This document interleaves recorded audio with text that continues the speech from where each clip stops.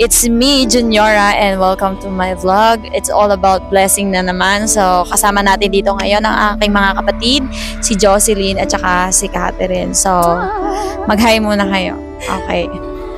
Galing mag-hi.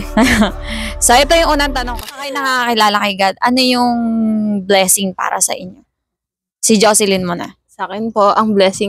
Para sa akin dati, na hindi pa ako believer, napaka-basic lang. Alam mo yung tipong pagkain, literal mga gamit. Alam mo, kasi, di ba, lumaki naman ako sa mahirap. Although, mahirap naman talaga. Tapos, alam mo yung tipong wala kaming pagkain. So, parang feeling ko, parang sobrang hirap namin. Ano ba yung parang walang blessing kasi, alam mo yun? Wala kayong makain. Oo, literal. Para sa akin, ganun, literal siya na, kasi nga, ang hirap talaga ng buhay namin since si Papa nasa bukid lang. O hindi naman araw-araw meron. Hindi naman Meron na aani. Oo, hindi naman ganun. Kaya parang, ganito ba talaga? Naisip ko, parang ba't ganito? Bakit sila ang yaman? Ba't sila meron? Tapos kami wala. So, ang ano naman nila, ang blessing nila, tapos kami wala. Ano kayang kulang? Ganun yung naisip ko dati sa blessing. So, sa'yo, kailangan meron kayo nito para masabi mo literal na things, yung mga blessed kayo. Mga pagkain, bahay, ganun, mga kailangan lang sa pang-araw-araw, ganun. Para sa akin, ang blessing. Yun yung blessing para sa'yo. Ikaw, Catherine. Dati nung hindi ka pa Kristiyano, hindi ka pa nakakilala kay God, or hindi mo pa tinatanggap si God sa buhay mo, ano yung blessing para Sa sa'yo? akin, dati nung hindi ko pa nakikilala si Lord, ang blessing sa akin, pag nakakauwi si Mama, blessing siya. Kasi makakalabas tayo, makakakain tayo sa Jollibee. Makakabiyahe tayo ng Olongapo. May diba? shopping tayo. Makakapag-grocery tayo. Kasi diba usually pag wala si Mama, mag-grocery na lang tayo tuwing magpapadala Sahod. siya. Oo. Pag nandiyan siya, may Chowking, may Jollibee. Grabe yung blessing. Merong Tapos, Instant tayo nun? Instant millionaire kapag nakakapagbigay ka ng chocolate sa teacher. may bago tayong May damit. bagong damit. May pupunta ka sa M-Mart, Ano ganon. din yun?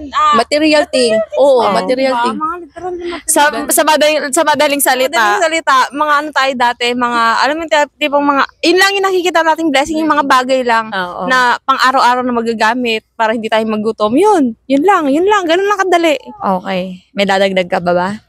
Wala na, ganon lang. Ganon talaga. Parang kung saan ka magiging masaya. Masaya. Oo. Parang kung saan magiging, yung mata mo, mag-i-star yung mata mo, yun yung blessing. Yun yung blessing. Oo.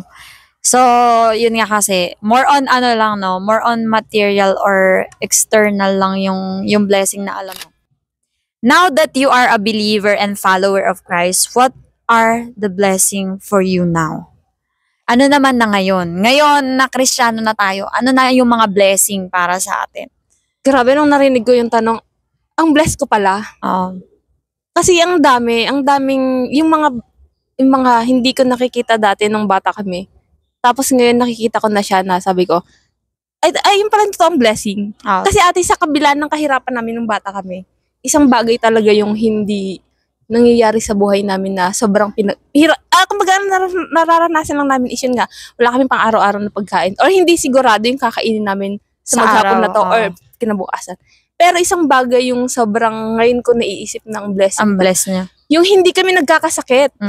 Sabi ko, ngayon naisip ko na blessing pala talaga. Kasi imagine, paano pag nagkasakit pa kami, wala na kaming pagkain, magpapagamot pa.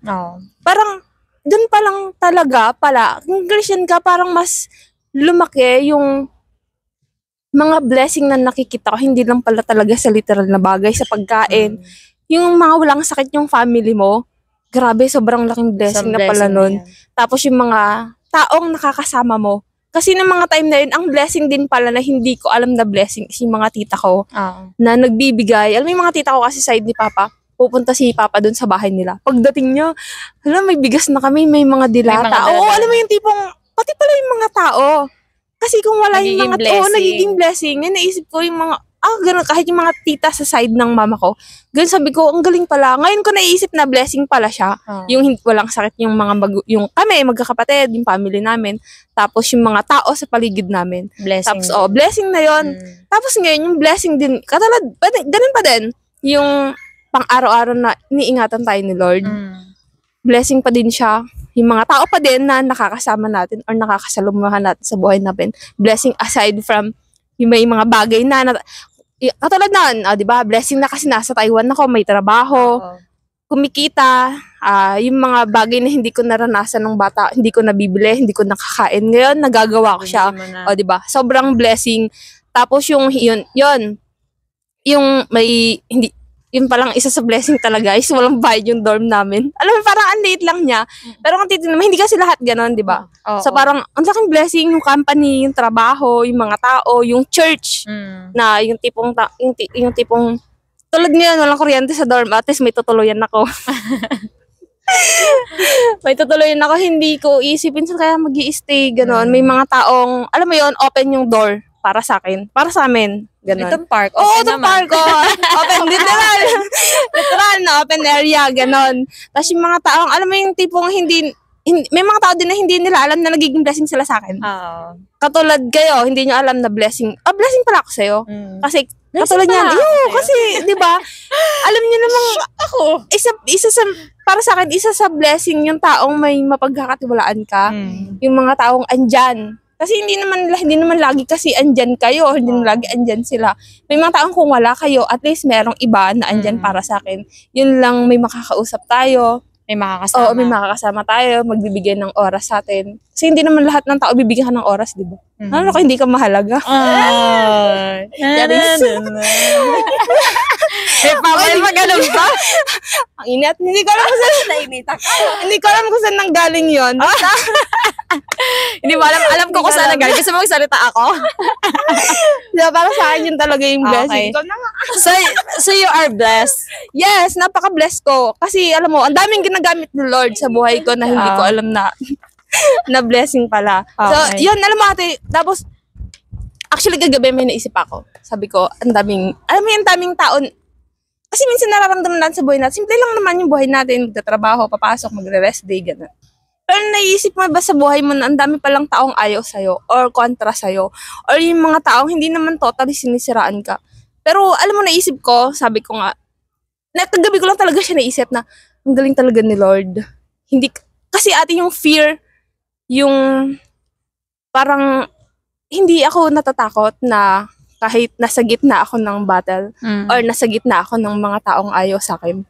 Pero hindi ako natatakot na may gagawin sila sa akin kasi inisip ko, mas malaki yung kakampi ko kaysa sa kanila. Amen. Alam mo, inisip ko nga, si Lord nga yung mga Israelites noong unang panahon, di ba? Naitawid nga niya dun sa dagat. Ano pa akong maliit lang na problema. Hindi niya ako gagabayan. So sabi ko, ang galing. Sabi ko, buti na lang talaga na kay Lord ako. Paano kung wala na ba? Hindi na ako lumabas ng room. Ng room, literal ng room ha. Di ba? Ng kama ka mo. Hindi lang room, ng Ng kama. Baka nandun ka na sa kama mo ng kulong. Maghapon, magdamag. So, ang dami mo din blessing na natatanggap. Ngayon. Grabe. Ngayon, kasing Kristiyano ka na, yun nga, nabuksan na nga yung mga spiritual senses. Kaya nga. Kasi, ang blessed ko talaga. Okay, si Catherine naman. Catherine, for you, now that you are a Christian, ano na yung mga blessings for you? Ako, unang-una, ang blessing sa akin is yung nakilala ko si Lord. Kasi kung hindi ko nakilala si Lord, parang, alam mo yun, parang yung buhay ko walang sense. Tapos, blessing sa akin na araw-araw akong ginigising ni Lord. Araw-araw akong nakakasama yung family. Blessing sa'yo na may kilay ka na ngayon. Blessing sa akin na araw-araw akong nakakasama yung pamilya ko. Tapos blessing din sa akin na, alam mo yon yung, ang tagal kasi natin magkahiwala. Yung malayo sa atin si Mama, di ba? Oo. Pero dahil kay Lord, syempre nakasama na natin si Mama, buo na tayong pamilya. Meron man tayong mga